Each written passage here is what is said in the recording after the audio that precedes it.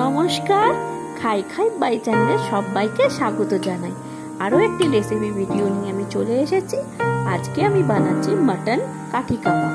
ফার্স্টে মাটনটাকে আমি দোকান থেকেই ভালোভাবে ছোট ছোট কিমা করে নিয়ে এসেছিলাম। ধুয়ে নিয়ে ভালো মতন আমি জল ঝরিয়ে নিয়েছি। তার মধ্যে ওটাতে আমি দিয়েছি অল্প একটা গাজর গ্রেট করে দিয়েছি। তারপরে ধনেপাতা কুচি দিয়ে তারপরে পেঁয়াজ কুচি দিয়েছি, একটু নুন, হলুদ আর কাশ্মীরি রেড চিলি পাউডারও দিয়েছি। হ্যাঁ, অল্প একটু দিয়েছি। তারপরে ওটাতে আমি 4 থেকে 5 টেবিল চামচের মতো বেসন আর 2 থেকে 3 টেবিল চামচের মতন আমি ওটাতে কর্নফ্লাওয়ার অ্যাড করেছি। অ্যাড করে সব পুরোটাকে আমি ভালোভাবে চটকে চটকে মাখবো। ওর মধ্যে আমি মাটনের লিভারটাও, মেটেটা থাকে না, ওই মেটেটাও আমি এর মধ্যে দিয়ে দিয়েছি। অনেক সময় বাচ্চারা কি হয়, মেটেটা শক্ত থাকে, খেতে পারে না। তো মেটের পুষ্টিটা পাওয়া খুবই দরকার। তোমরা চাইলে এইভাবে মেটেটাকে এর মধ্যে দিয়ে ভালো মতন পেস্ট করে বাচ্চাকে খাওয়াবে, তাহলে পুরো পুষ্টিটাও ভিতরে যাবে, খেতেও খুব ভালো মজা হবে। তো এইভাবে চটকে চটকে আমি পুরো জিনিসটা ভালো মতন মাখিয়ে নিয়েছি। তোমরা চাইলে একটা আলু সেদ্ধ করেও দিতে পারো, আবার অন্য ভেজিসও অ্যাড করতে পারো, যেমন ক্যাপসিকাম কুচিও দিতে পারো ছোটো ছোটো ছোটো করে, তারপরে আবার সুইট কর্নও দিতে পারো। এইভাবে অনেক ভেজিস তোমরা চাইলে অ্যাড করতে পারো।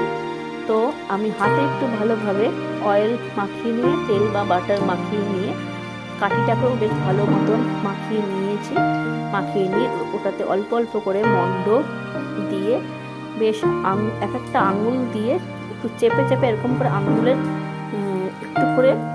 একটু করে একটা আঙুল দিয়ে দিয়ে চেপে চেপে চেপে চেপে আমি একটা করে চাপবো আঙুলের শেপ দিয়ে, যাতে অনেকটা শিক কাবাবের মতন শেপটা আসে সেরকমই।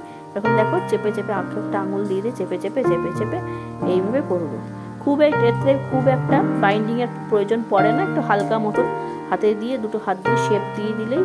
আর ওইদিকে দেখো অলরেডি প্যানে আমি অল্প একটু বাটার ব্রাশ করে দুটো অলরেডি দিয়ে আমি রেখে দিয়েছি।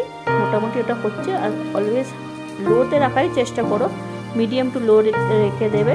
আর চাইলে একটু কভার করে দেবে কোনো ঢাকনা দিয়ে, তাহলে ভিতরটা সেদ্ধ হয়ে যায়। এমনিতে এটা কিমা করা আছে, খুব একটা অসুবিধা হবে না, তবু ঢেকে ঢেকে তোমরা সেদ্ধ করে নেবে। তো আমি দুটো অলরেডি দিয়ে দিয়েছিলাম। দেখো আমি উল্টে দিলাম, ওই সাইডটা হয়ে গেছে মোটামুটি, আর এই দিকটা আমি বেশ আর ওই সাইডটা আমি উল্টে দিলাম।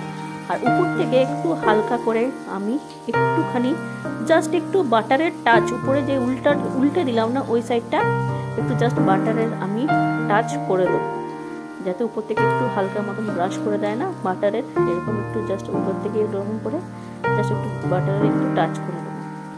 এইভাবে হালকা হালকা করে বাটারে একটুখানি টাচ করে, খুব একটা তেল বা বাটার দেওয়ার দরকার নেই, কারণ ইটসেলফ মাংসতে, মানে খাসির মাংস বলো বা মাটনে বলো, পাঁঠার মাংসতে প্রচণ্ড চর্বি থাকে, যাদের মধ্যে খুব প্রচণ্ড তেল থাকে।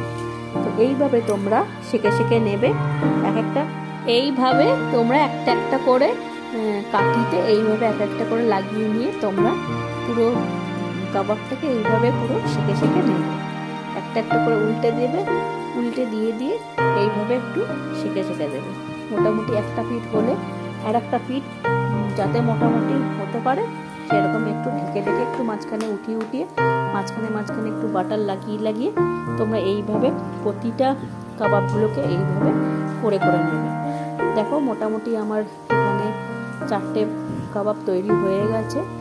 এইগুলোকে মোটামুটি হতে দিচ্ছি। হওয়ার পরে এই দেখো ফাইনাল কত সুন্দর হয়েছে। দেখো তখন দেখে মনে হচ্ছিল খুব একটা ঝোলা ঝোলা, দেখো কত সুন্দর হয়েছে। আমাকে অবশ্যই জানিও কেমন লাগবে।